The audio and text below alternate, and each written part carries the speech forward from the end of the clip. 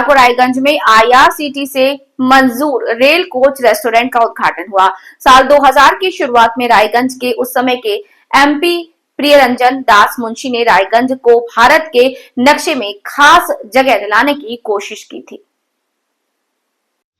और मौजूदा एमपी कार्तिक चंद्रपाल उन्हीं के रास्ते पर चल रहे हैं और उसी रास्ते पर आगे बढ़ रहे हैं। इसका सबूत राधिकापुर, कलियागंज, रायगंज, दलखोला स्टेशनों के विकास और दिल्ली बेंगलुरु वीकली ट्रेन में पहले से दिख रहा है।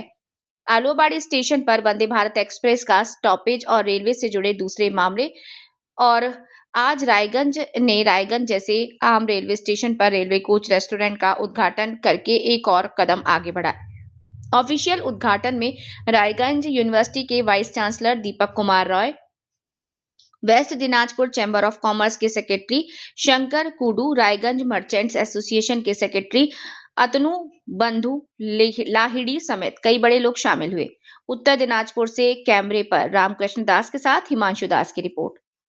স্যার, রায়গঞ্জের মতন একটা গ্রামীণ শহরই বলা যায়, মফস্বল শহর, সেখানে এই রায়গঞ্জ স্টেশনে যে আইআরসিটিসির ক্যান্টিন হলো, এটা সম্পর্কে আপনার কি এক্সপ্রেশন, কি আপনি কি চোখে দেখছেন এটাকে?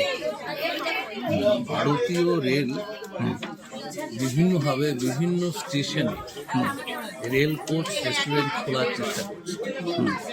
ইতিমধ্যে গত বছর কোচবিহারে কোচবিহারে নিজে প্রেজেন্স শিলিগুড়িতে খুলেছে, আরও বিভিন্ন বড় বড় স্টেশনগুলোতে খুলছে। এটা আমাদের সৌভাগ্য এবারে রায়গঞ্জে। অর্থাৎ এই রায়গঞ্জে এ ধরনের কোচ, রেল কোচ, রেস্টুরেন্টের মধ্য দিয়ে অনেকগুলো দিক, অনেকগুলো সম্ভাবনা আমাদের কাছে উঠে এসেছে। প্রথমত রাধিকাপুর থেকে